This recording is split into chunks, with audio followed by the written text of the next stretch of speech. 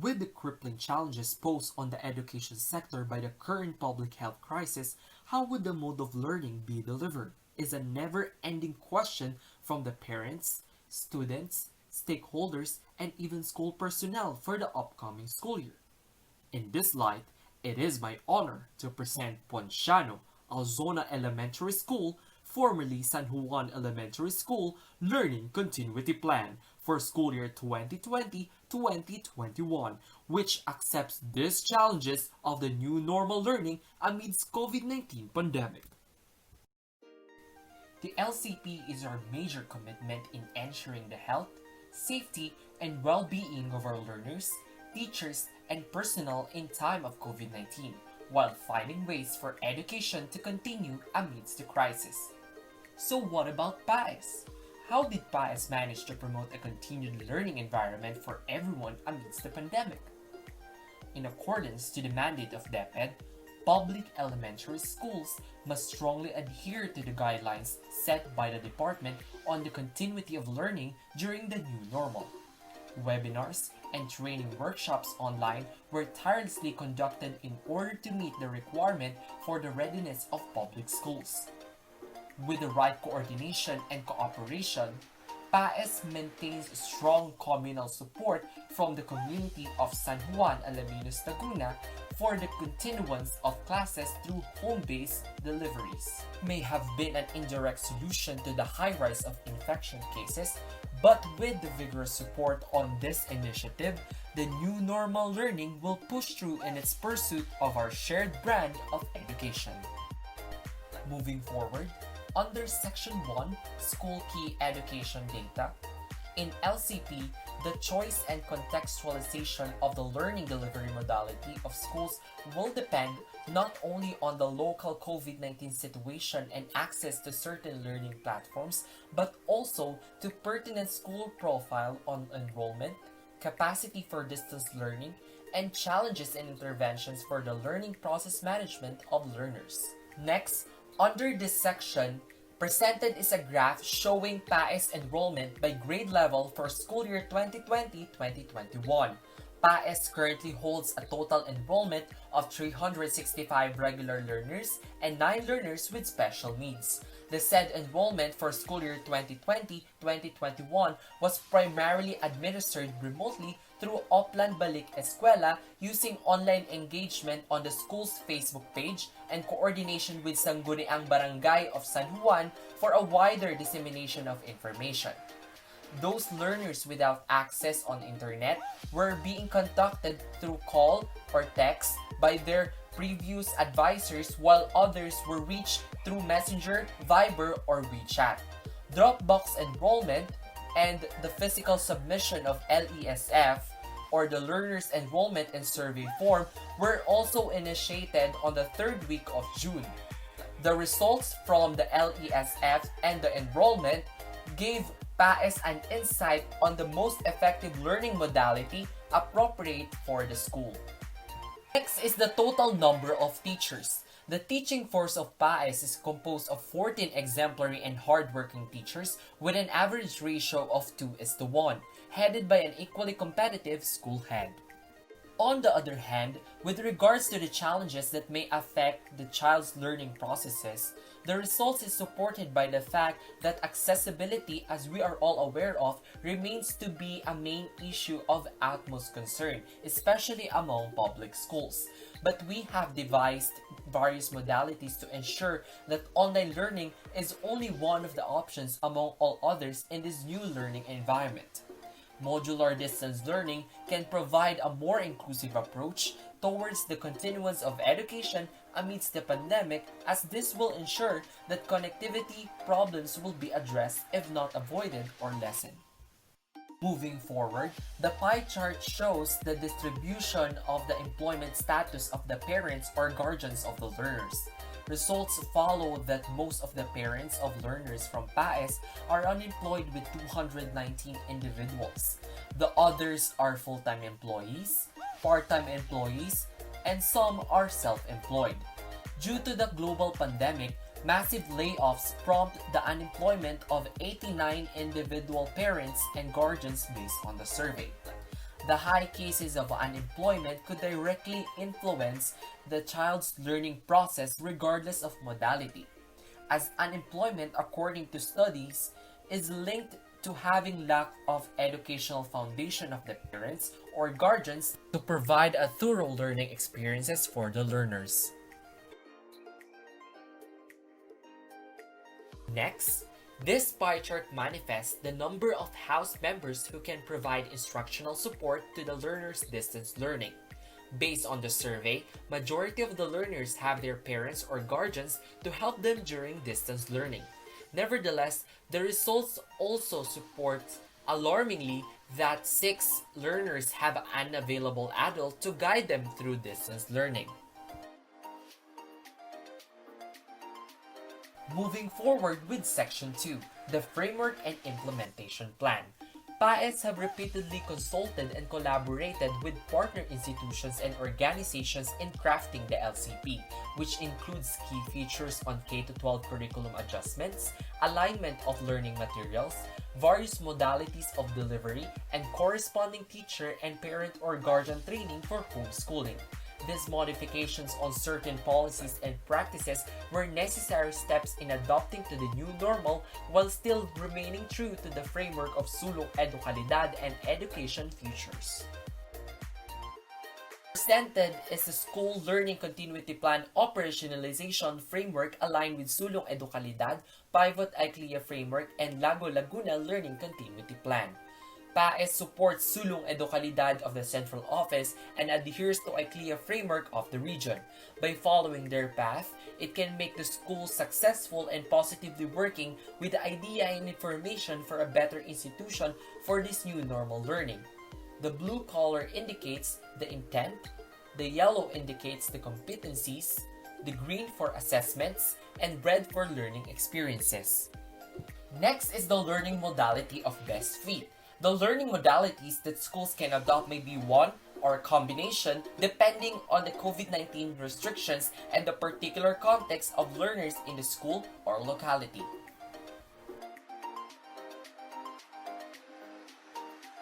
Various learning modalities introduced in the LCP include modular distance learning, online distance learning, and blended learning, which is a combination of modular and online learning.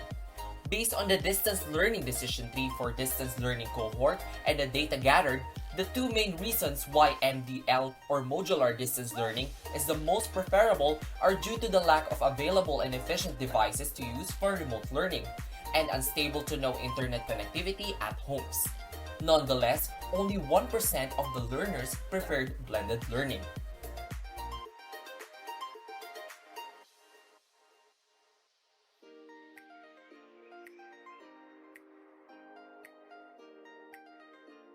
Many members of the community express their anxiety about the settings of these new modalities, and some understandably do not even want to engage because of health risks.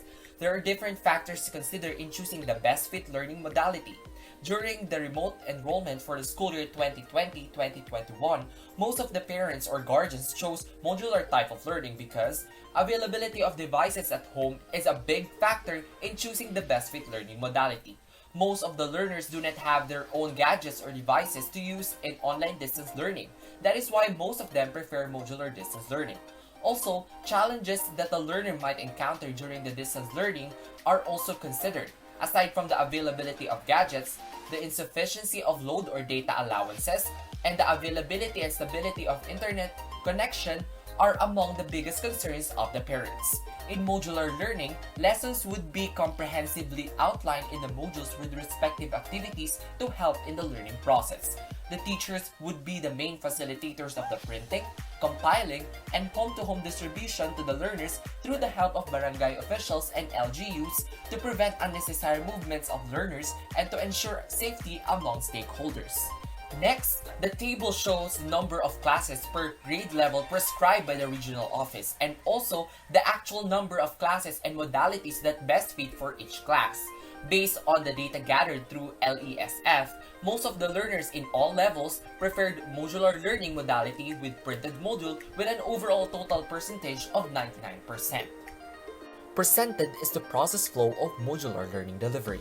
For the first part, printed materials such as modules, worksheets, and assessment sheets provided by the school will be given to the students. Next, teachers will inform the parents on what, where, and when they get the printed resources. Volunteers will deliver the learning resources to the homes of the students having difficulty getting the learning materials, or parents can get the printed resources through the different identified kiosks. Next, parents or guardians will help their child or children who are having difficulty on their lessons and monitor their performances. Teachers will monitor the learners' progress by weekly communication through text messaging, phone calls, Facebook Messenger, and all possible platforms. Next, parents will return the answered learning resources to school on the given schedule, or they may directly place the LRs in the identified kiosk. Lastly, volunteers or the LR Padala will get the learning resources from the homes of the students or kiosk and return them to the school to be received by the respective teachers.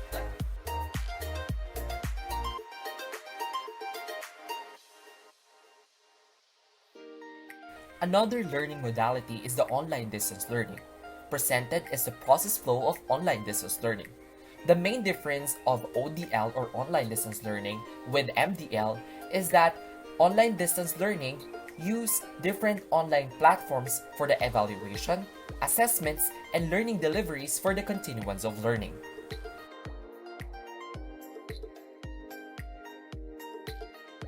Lastly is the process flow of blended learning, which is a combination of the modular distance learning and the online distance learning. Moving forward to the assessment of learning. The table shows the school's assessment plan according to the LDM of BESFI, which is the modular distance learning. Under this assessment plan, considerations include the platforms or technology to be used, the knowledge and the skills, attitude and values, the frequency, and the learning outcome, rubrics, and analysis.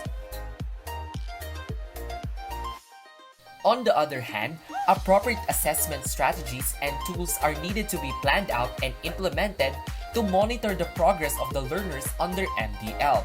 Under this assessment model, 3 types of assessment will be done in accordance to this progress checking. First, diagnostic assessment. Second, formative assessment. And third, summative assessment. Next is the grading system based on the DepEd Order number 8 series of 2020. In the table, it shows how the learner's progress will be recorded and computed. In a grading period, there is one quarterly assessment, but there should be instances for learners to produce written works and to demonstrate what they know and what they can do through performance tasks. There is no required number of performance tasks and written works, but this must be spread out over the quarter and used to assess learner skills after each unit has been taught. Next is the school operations. First is the teacher deployment. The table shows the organization of the deployment of the teachers per grade level. For the following slides, presented are the sample class programs applicable for various learning modalities for grade 1 to grade 3, grade 4 to grade 6, and learners with special needs to guide the learners and teachers in the teaching learning process for the week. The learners may follow a flexible learning schedule at home, but it will serve as a constant guide on when the orientation, communication and distribution, retrieval, and assessment will take place. Moreover, for the learning resources, each learner will be receiving one envelope containing 1 SLMs per subject with activity sheets or worksheets, learners' packets, and manipulatives for LSEN to be delivered to their homes or can be picked up in school or in the barangay hall.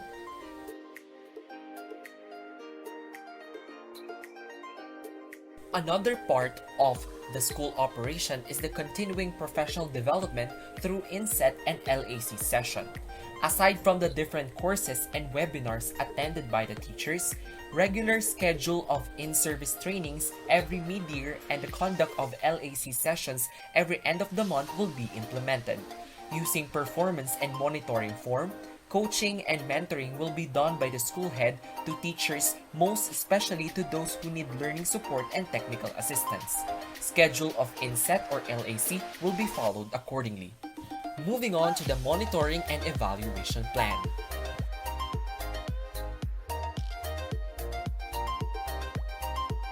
Under the monitoring and evaluation plan is the instructional supervision plan. Through the effective supervision of instruction, administrators can reinforce and enhance teaching practices that will contribute to improved student learning. By skillfully analyzing performance and appropriate data, administrators can provide meaningful feedback and direction to teachers that can have a profound effect on the learning that occurs in each classroom. Because student learning is the primary function of the schools, the effective supervision of instruction is one of the most critical functions of the administrator. On this slide is the monitoring and evaluation plan on learning delivery effectiveness, which will give guidance to who, when, what to monitor, how to collect data, and the risk factors, followed by the monitoring and evaluation plan process flow, emphasizing on modular distance learning. After the school operation is the school logistics management.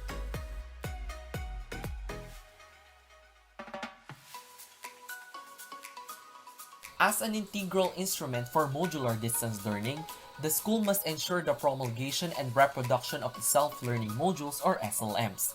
The reproduction of SLMs will be shouldered by the school and DepEd offices. By partition, 70% of the total required copies shall be provided by CO, RO, and SDO, while the remaining 30% shall be provided by the school through the allocated funding for MOOE, specifically 30% of the budget.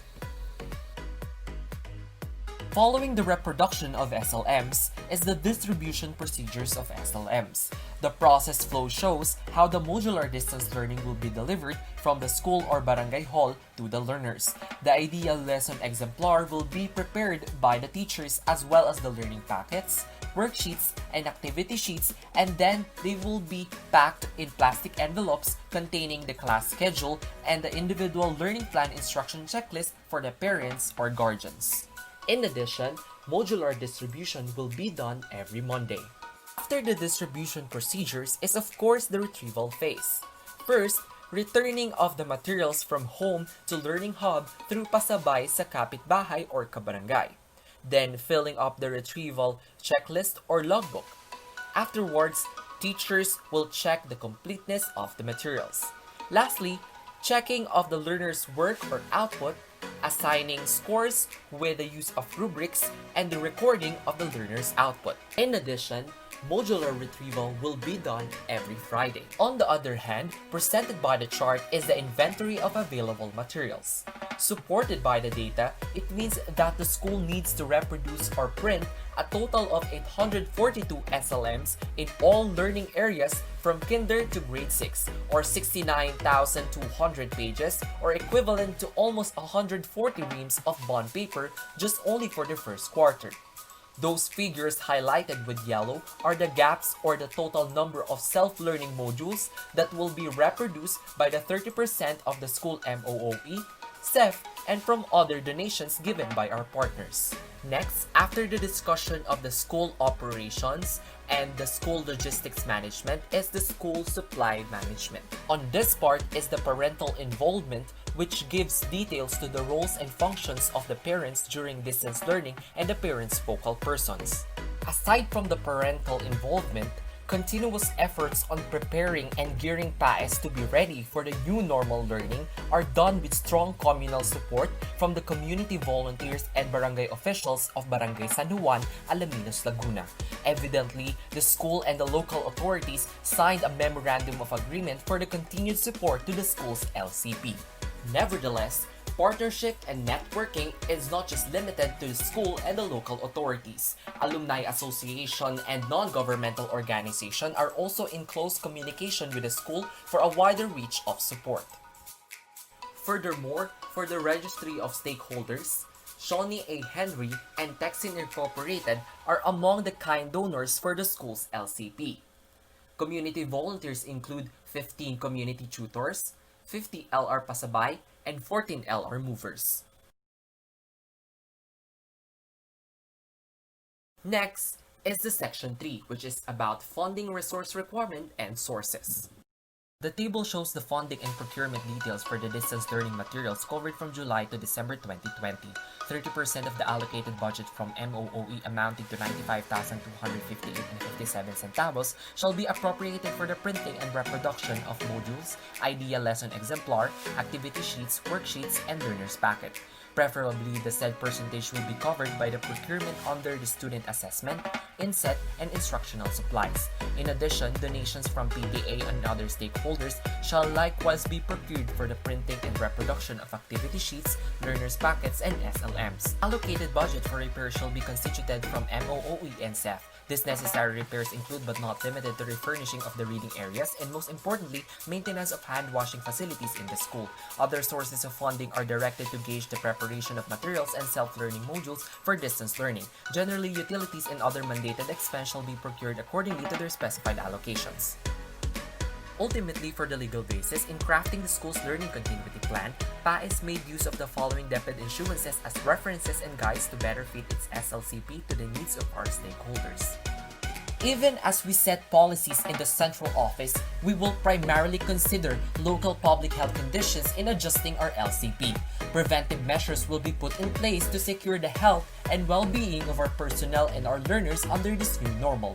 It is our ultimate goal to facilitate the safe return of our teachers and learners to school without the worry for COVID-19. But until such time is already possible, we will do everything in our capacity to carry on so that basic education will still be available despite the crisis. We expect a grueling transition and we will need the help and support of all our stakeholders. As reiterated by Education Secretary Leonor M. Briones, education must continue. #Sulong Edukalidad. Thank you and good day.